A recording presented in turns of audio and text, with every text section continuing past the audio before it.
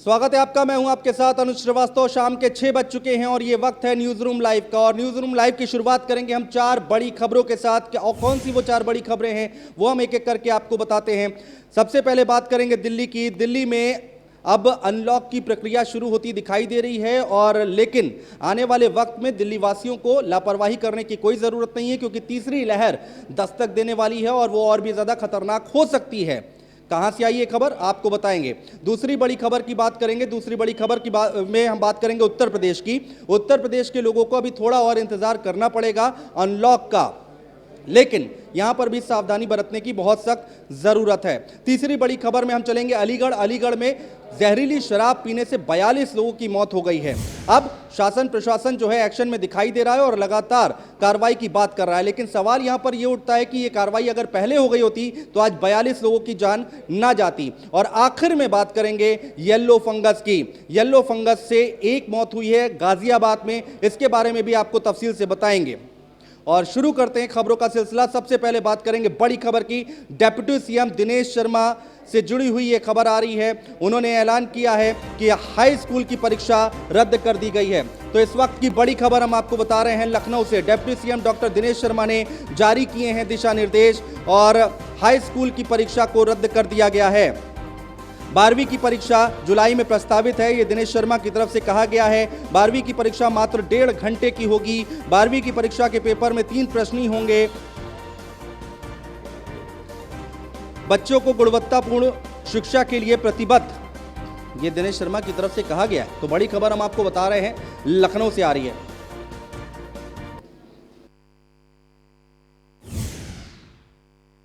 की परीक्षा को कराने का प्रयत्न किया जाएगा।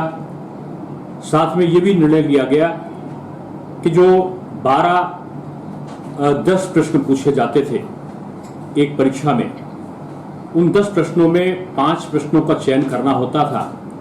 उसकी जगह इस बार 10 में से केवल 3 प्रश्नों का चयन विद्यार्थी को करना होगा। 3 घंटे की जो परीक्षा अवधि होगी उससे घटाकर 1.5 घंटा मात्र परीक्षा अवधि रखी गई है। साथ में ये भी निश्चय किया गया कि जो 10वीं के 29,94,312 विद्यार्थी हैं, उनको प्रोन्नत करने का प्रक्रिया क्या हो, ये इसका निर्णय आपस में पहले अधिकारियों की बैठक करके इसका तरीका तय किया जाएगा। उसकी घोषणा बाद में की जाएगी। और इसी प्रकार से आज ये भी निर्णय लिया गया कि जो कक्षा 6, 7, 8 की परीक्षा के संदर्भ। और लखनऊ से हमारे संवाददाता एसके वाजपेयी हमारे साथ लाइव जुड़ रहे हैं, उनसे बात करने की कोशिश करेंगे। एसके वाजपेयी, यहाँ पर हाई स्कूल की परीक्षा को रद्द कर दिया गया है और 1.5 घंटे की परीक्षा होगी इंटरमीडिएट वालों की, इसको कैसे समझा जाए? बिल्कुल निश्चित तौर पर उत्तर प्रदेश के 56 लाख परीक्षार्थियों के लिए सबसे बड़ी खबर है, जो कि न्यूज वन इंडिया उनको सबसे पहले बता रहा है। निश्चित है कि जो 56 लाख परीक्षार्थी हैं, जिसमें हाई स्कूल और इंटर दोनों के परीक्षार्थी शामिल हैं, ऐसे परीक्षार्थी जो हाई स्कूल के करीब 29 लाख से ज्यादा परीक्षार्थी हैं, वहीं बाकी परीक्षार्थी इंटरमीडिएट के हैं, दोनों के लिए बड़ी खबर है। जहां हाई स्कूल की परीक्षा अब उत्तर प्रदेश में नहीं होगी, जिसको लेकर उत्तर प्रदेश के माध्यमिक शिक्षा मंत्री और deputy CM doctor Dinesh Sharma ने निर्देश जारी कर दिए हैं। तो निश्चित है कोरोना काल के चलते जिस तरीके से उत्तर प्रदेश में लगातार कोरोना कर्फ्यू लागू है, ऐसी स्थिति में हाई स्कूल की परीक्षा को पूरी तरीके से निरस्त किया जा रहा है। जो पूर्व में परीक्षा उन्होंने दी है, मतलब प्री एग्जाम जो उनके हुए हैं, उनके प्राप्तांकों के आधार पर उनको अगली कक्षा में प्रमोट कर दिया जाएगा। तो ये सबसे बड़ी खबर जो हाई स्कूल से जुड़े हुए परीक्षार्थी हैं यूपी बोर्ड के, उनके लिए है। वहीं जो इंटर के परीक्षार्थी हैं, उनके लिए कहा गया है कि अगर परिस्थितियां ठीक रहती हैं, इस स्थिति में जुलाई के महीने में उनकी परीक्षा होगी और इंटरमीडिएट के परीक्षार्थियों की परीक्षा जो कि पहले 3 घंटे की होती थी, वो सिर्फ 1.5 घंटे की होगी। 10 क्वेश्चन यही समझना चाह रहे हैं हम आपसे एसके वाजपेयी की जो 1.5 घंटे की परीक्षा होगी वो कैसे होगी, उसकी रूपरेखा कैसे तैयार की जाएगी, उसमें सवाल कम होंगे और क्या कुछ होगा उसमें? बिल्कुल, उनको 10 क्वेश्चंस का ऑप्शन दिया जाएगा, जिसमें 3 क्वेश्चन उनको डन करने होंगे। तो निश्चित है उत्तर प्रदेश सरकार ने वो व्यवस्था की है कि जिस तरीके से लगातार कहीं न कहीं कोरोना कर्फ्यू के चलते जो परीक्षार्थी अपना कोर्स पूरा नहीं कर पाए हैं, या किसी कारणवश वो परीक्षा में सम्मिलित नहीं हो पा रहे थे। जो लगातार जिस तरीके से कोरोना कर्फ्यू है, बहुत सारे ऐसे परीक्षार्थी भी हैं जो अपने जिले से बाहर थे और इस दौरान परीक्षा में शामिल नहीं हो पा रहे थे। इन सभी परिस्थितियों को समझते हुए उत्तर प्रदेश सरकार की तरफ से ये बड़ा निर्णय 56 लाख परीक्षार्थियों के लिए लिया गया है। खासतौर पर जो 29 लाख से ज्यादा परीक्षार्थी हाई स्कूल के हैं, उनकी परीक्षा नहीं होगी।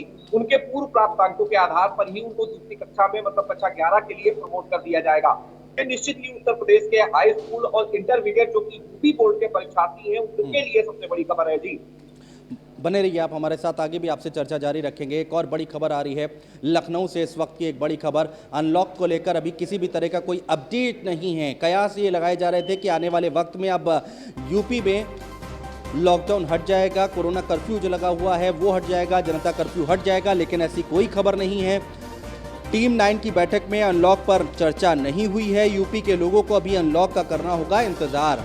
तो इस वक्त की बड़ी खबर हम आपको बता रहे हैं। उत्तर प्रदेश में कोरोना कर्फ्यू लगा हुआ है और इसी से जुड़ी हुई बड़ी खबर है। आज जो टीम 9 के साथ बैठक हुई है मुख्यमंत्री की, उसमें किसी तरह की कोई चर्चा नहीं हुई है अनलॉक को लेकर। इस वक्त की बड़ी खबर हम आपको बता रहे हैं, लखनऊ से आ रही है। टीम 9 की बैठक में अनलॉक पर चर्चा नहीं हुई है। यूपी के लोगों को अभी थोड़ा सा और इंतजार करना पड़ेगा चीज़ें सामान्य होने में। हालांकि रिकवरी रेट बढ़ता जा रहा है, टेस्टिंग हो रही है, लगातार ये बात निकलकर सामने आ रही है कि उत्तर प्रदेश में कोरोना का कहर कम हुआ है, लेकिन अपडेट ये है कि अनलॉक अभी नहीं किया जाएगा। तो इस वक्त की बड़ी और अहम खबर लगातार हम आपको बता रहे हैं, लखनऊ से है, जहां पर अनलॉक की कोई खबर नहीं है। टीम 9 के साथ मुख्यमंत्री योगी आदित्यनाथ की आज बैठक हुई और यूपी में अनलॉक को लेकर कोई भी फैसला नहीं किया गया है। एस के वाजपेयी हमारे संवाददाता लगातार हमारे साथ बने हुए हैं, उनसे बात करने की कोशिश करते हैं। एस के वाजपेयी, अभी अनलॉक नहीं किया जा रहा है, क्या कुछ रणनीति है, क्या कुछ कहा जा रहा है, क्या कुछ प्लानिंग है? बिल्कुल, जिस तरीके से उत्तर प्रदेश में लगातार कोरोना के मामले घट रहे हैं और जो संक्रमण दर है वो लगातार गिर रही है, वहीं जो स्वस्थ होने वाले मरीज हैं, रिकवरी दर है वो लगातार बढ़ रही है। रिकवरी दर उत्तर प्रदेश की 96.10% हो चुकी है। अगर हम संक्रमण दर की बात करेंगे तो 0.8% ही केवल अब संक्रमण दर बची है, जिसको लेकर आज योगी आदित्यनाथ ने टीम 9 की बैठक के दौरान चर्चा की थी, अफसरों से फीडबैक लिया था। जो नोडल अफसर फील्ड में गए हैं, जिनको प्रदेश के सभी 75 जिलों का प्रभार सौंपा गया है, उनकी रिपोर्ट्स भी देखी गई थी। चूंकि अगर हम बात करें तो कल भर का दिन है और सोमवार सुबह 7 बजे के बाद जो उत्तर प्रदेश में आंशिक कोरोना कर्फ्यू लागू है वो हट सकता है। तो ऐसी स्थिति में इन सभी बिंदुओं पर लगातार शासन स्तर पर विचार चल रहा है। बहुत ज्यादा उम्मीद ये की जा रही है कि आंशिक कोरोना कर्फ्यू को ठीक है, मुख्यमंत्री योगी आदित्यनाथ, इस समय सीधी तस्वीरें हम आपको दिखाते हैं, मुख्यमंत्री योगी आदित्यनाथ की, जो कि इस वक्त लाइव बच्चों की देखभाल के लिए 4,000 रुपये प्रति बच्चा प्रति बालक या बालिका वित्तीय सहायता उपलब्ध कराएगी उनके गार्जियन को या उनके केयरटेकर को। दूसरा, 10 साल से कम आयु के ऐसे बच्चे जिनके गार्जियन या उनका कोई अभिभावक नहीं है, ऐसे बच्चों को प्रदेश सरकार द्वारा भारत सरकार की सहायता से अथवा अपने संसाधन राज्य सरकार के द्वारा जो संचालित हैं बाल गृह, उनमें उनके संरक्षण की व्यवस्था, उनके आवास की व्यवस्था होगी। वर्तमान में 5 ऐसे बाल संरक्षण गृह प्रदेश के अंदर संचालित हैं, जिनमें इन बच्चों की हर प्रकार की सुविधा, उनकी सुरक्षा, उनके लालन पालन की पूरी व्यवस्था सरकार उठाती है, जिसमें मथुरा, लखनऊ, प्रयागराज, आगरा और रामपुर में है। अवयस्क बच्चों की देखभाल, उनकी पढ़ाई लिखाई की व्यवस्था, ऐसे अवयस्क बालिकाएं जो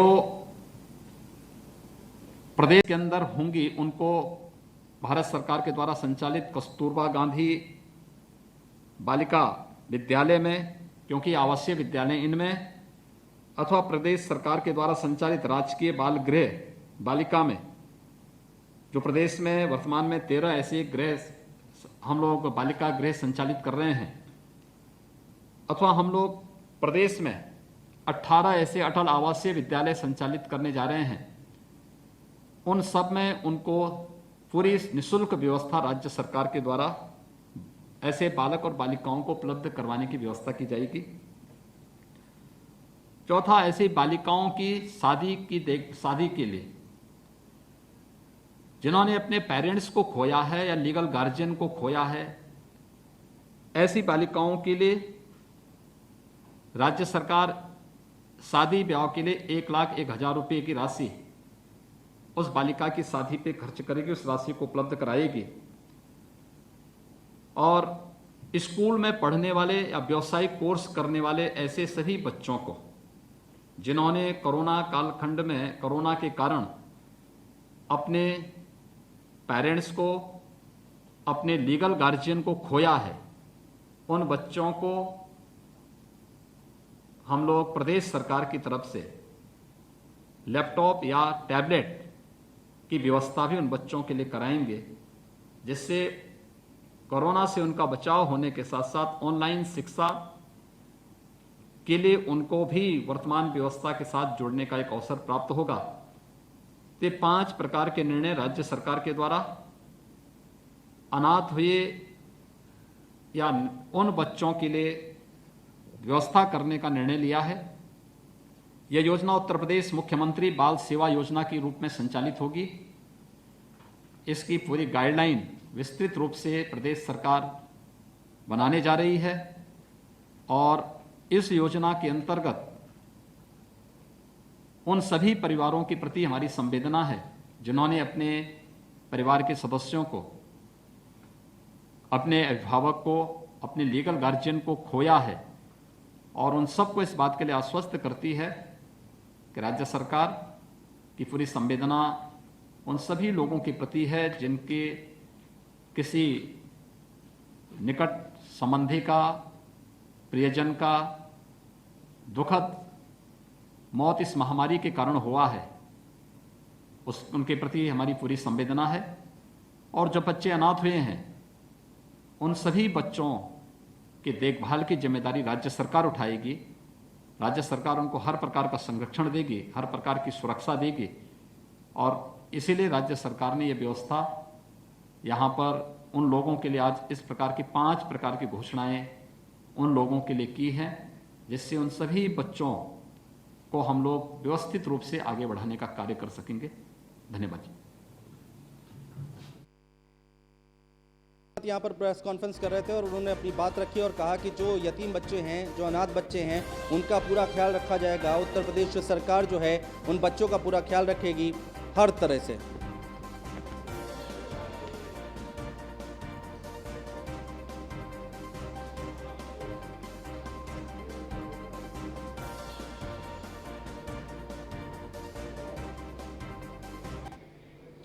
चलिए बढ़ते आगे। एक बड़ी खबर आ रही है दिल्ली से। दिल्ली में तीसरी लहर की बात कही जा रही है और वो और भी ज़्यादा खतरनाक हो सकती है, ये बात कही गई है दिल्ली आईआईटी की तरफ से। तो बड़ी खबर हम आपको बता रहे हैं, अहम खबर है। कोरोना को लेकर आईआईटी दिल्ली की चेतावनी। दिल्ली में तीसरी लहर और खतरनाक होने की आशंका जताई जा रही है। रोजाना 45,000 केस आने की चेतावनी है। सरकार को 45,000 मामलों के लिए तैयार रहना होगा। 9,000 लोगों को हॉस्पिटल की जरूरत पड़ सकती है, तो स्थिति और भी ज़्यादा खतरनाक हो सकती है, ऐसा आईआईटी दिल्ली की तरफ से कहा गया है। तो बड़ी खबर हम आपको बता रहे हैं, जो तीसरी लहर आएगी वो और भी ज़्यादा खतरनाक हो सकती है, इसकी आशंका जताई जा रही है।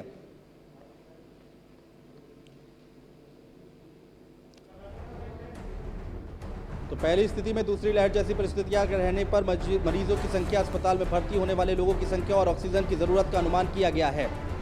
तो 3 स्थितियों के आधार पर ये रिपोर्ट तैयार की गई है। क्या कुछ है वो हम आपको बता रहे हैं।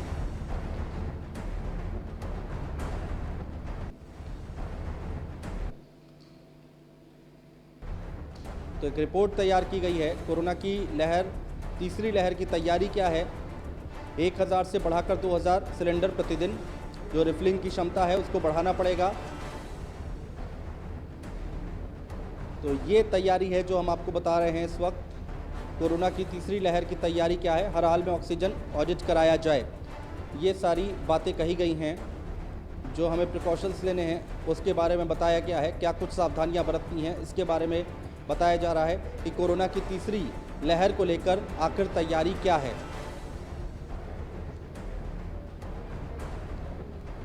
तो दिल्ली में तीसरी लहर को लेकर आशंका जताई गई है कि स्थितियां और भी ज़्यादा खतरनाक और भी ज़्यादा भयानक हो सकती हैं। ऑक्सीजन रिफिलिंग क्षमता 1000 से बढ़ाकर 2000 सिलेंडर प्रतिदिन करने की बात कही गई है। बड़ी खबर लगातार हम आपको बता रहे हैं कि आखिर क्या कुछ कहा गया है। ऑक्सीजन सप्लाई और स्टोरेज पर 4 सिफारिशें की गई हैं। क्या कुछ हैं वो 4 सिफारिशें, वो हम आपको बता रहे हैं। तो मौजूदा कॉन्ट्रैक्चुअल एग्रीमेंट के तहत 130 mg ऑक्सीजन सप्लाई प्रतिदिन।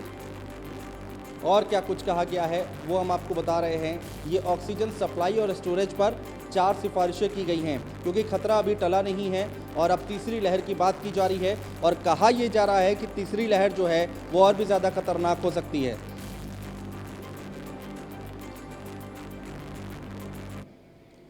और प्रभाकर हमारे संवाददाता हमारे साथ लाइव जुड़े हुए हैं ज़्यादा बातचीत करने के लिए। प्रभाकर, क्या कुछ कहा गया है आईआईटी दिल्ली की तरफ से, क्या कुछ बातें हैं, एक बार तफसील से बताइए। जी देखिए, बिल्कुल आपको बता दूं, आईआईटी दिल्ली की तरफ से एक जो है रिपोर्ट अब सामने आई है, जिसमें ये कहा गया कि राजधानी दिल्ली में जल्द ही अब जो है तीसरी लहर आने की प्रबल आशंका जो है वो आईआईटी दिल्ली ने इस वक्त जो है वो व्यक्त की है और इसको लेकर के तैयारियों की बात जो है वो भी जो है कही जा रही है। आपको बताएं कि ये कहा गया है, आईआईटी दिल्ली की जो रिपोर्ट है उसमें साफ तौर पर कहा गया है कि अगर राजधानी दिल्ली में तीसरी लहर एक बार कोरोना की आती है तो तकरीबन 40 से 45 हजार लोग डेली जो है वो संक्रमित हो सकते हैं, जिसमें से करीब 9000 लोगों को जो है अस्पताल में बेड की आवश्यकता पड़ेगी। और ऐसे में ये बहुत ही बड़ा आंकड़ा है अपने आप में। अगर 45,000 लोग डेली संक्रमित होते हैं तो बहुत बड़ी संख्या है और 9000 बेड का मतलब काफी बहुत ज्यादा बड़ी संख्या। और ऐसे में लगातार ये कहा गया कि क्योंकि सबसे ज्यादा जो जरूरत पड़ेगी वो मेडिकल सुविधाओं की पड़ेगी, तो ऐसे में मेडिकल सुविधाएं जो है वो जो है बढ़ाने की जो है जरूरत है, आवश्यकता है। ऐसे में जो ऑक्सीजन है उसकी जो सप्लाई है वो बहुत ज्यादा करनी पड़ेगी, यानी 1000 से तकरीबन ये हम कह सकते हैं कि दुगनी इसकी मात्रा करनी पड़ेगी। जी प्रभाकर, बहुत शुक्रिया तमाम जानकारी अपडेट हम तक पहुंचाने के लिए। तो आने वाला वक्त दिल्ली वासियों के लिए बहुत ज़्यादा अच्छा संकेत नहीं दे रहा है। खबरों में आगे बढ़ें उससे पहले आपको बता दें, अलीगढ़ से इस वक्त की एक बड़ी खबर आ रही है कि अलीगढ़ में सभी शराब के ठेकों को पूरी तरह से बंद कर दिया गया है। यहाँ पर जहरीली शराब पीने के बाद 42 लोगों की मौत हो गई थी। आबकारी और पुलिस की टीम ठेकों पर कर रही है छापेमारी, ठेकों का स्टॉक चेक करने के साथ की जा रही है सैंपलिंग। तो ये बड़ी खबर हम आपको बता रहे हैं, जहरीली शराब पीने से अब तक 42 लोगों की अलीगढ़ में मौत हुई है। तो बड़ी खबर, अहम खबर अलीगढ़ से आ रही है। अपडेट क्या है वो हम आपको बता रहे हैं। अलीगढ़ में जितने शराब के ठेके हैं उनको अभी बंद कर दिया गया है। आबकारी और पुलिस की टीम ठेकों पर छापेमारी कर रही है। ठेकों का स्टॉक चेक करने के साथ की जा रही है सैंपलिंग। जहरीली शराब पीने से अब तक 42 लोगों की मौत की खबर है।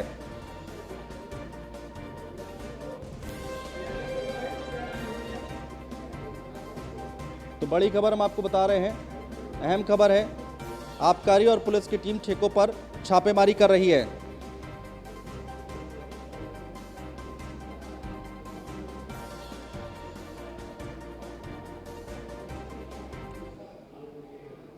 और अलीगढ़ से मेरे सहयोगी ब्रिजेश श्रीवास्तव मेरे साथ जुड़ रहे हैं। ब्रिजेश, आप एक बार बताइए कि वहां पर क्या कुछ हालात बने हुए हैं, जमीनी हकीकत क्या है, क्या कुछ तस्वीर दिखाई दे रही है।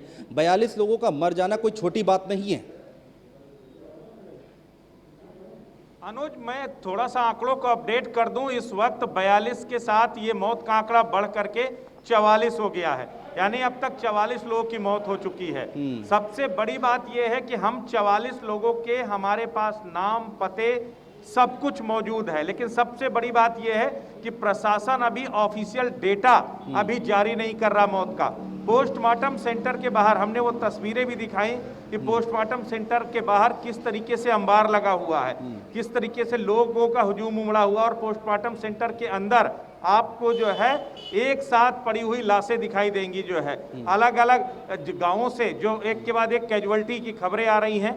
100 पोस्टमार्टम सेंटर आ रहे हैं, बहुत सारे 17 लोगों को अस्पताल में भर्ती कराया गया था, जिसमें से आज सुबह से अब तक जो है 7 लोगों की वहां मौत हो चुकी है। तो कुल मिलाकर के अगर देखा जाए तो स्थितियां बेहद ही खराब हैं और मौत का आंकड़ा लगातार बढ़ रहा है।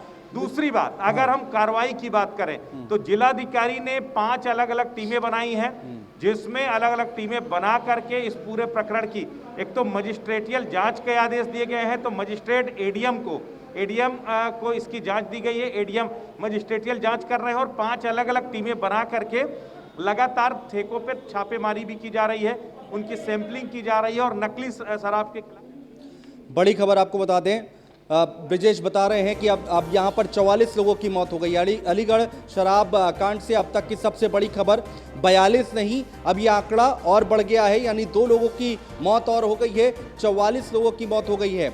बड़ी खबर है, अहम खबर है, अलीगढ़ शराब कांड से अब तक की बड़ी खबर।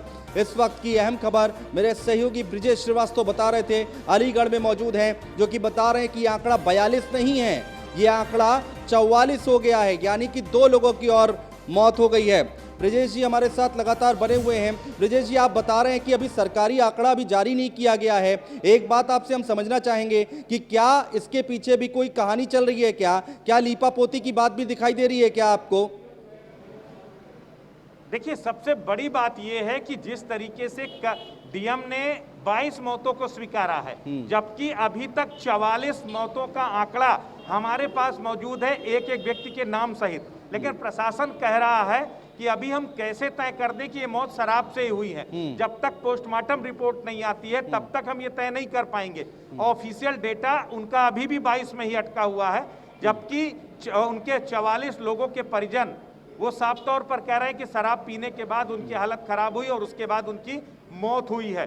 तो अभी प्रशासन वेट एंड वॉच की स्थिति में है। प्रशासन का डेटा कब अपडेट होगा, कैसे अपडेट होगा, ये देखने वाली बात होगी। लेकिन ब्रिजेश यहाँ पर क्या 22 लोगों की एक साथ मौत हो जाना क्या आम बात है? क्या सबका पेट एक साथ खराब हुआ? क्या सबने एक साथ जहर खा लिया? क्या ये तो मतलब अजीब नहीं लग रहा आपको?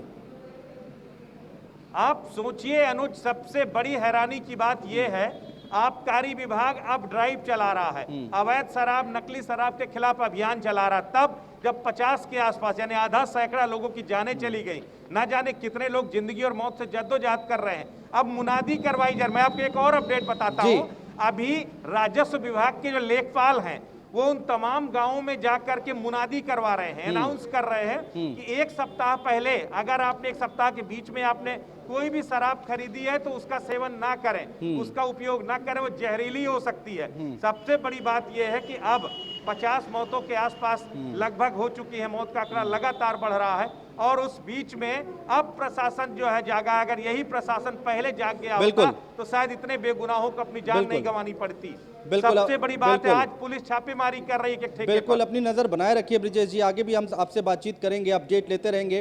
फिलहाल ये अपने आप में एक अजीब बात है कि अब यहाँ पर अनाउंसमेंट कराया जा रहा है कि जो शराब आपने ले रखी है उसको मत पिएं। ये काम पहले करा लिए होते तो शायद 44 लोगों की जान बच जाती, लापरवाही ना बरती जाती तो 44 लोगों की जान बच जाती। एक बड़ी खबर गाजियाबाद से आ रही है, येलो फंगस से एक मौत का मामला सामने आया है गाजियाबाद से। इस वक्त की बड़ी खबर हम आपको बता रहे हैं, अस्पताल में इलाज के दौरान हुई मरीज की मौत। हर्ष ENT अस्पताल में भर्ती था मरीज, कुछ दिन पहले मिले थे येलो फंगस के लक्षण। तो ये बड़ी खबर हम आपको बता रहे हैं, गाजियाबाद से आ रही है, जहां पर येलो फंगस से पहली मौत हुई है।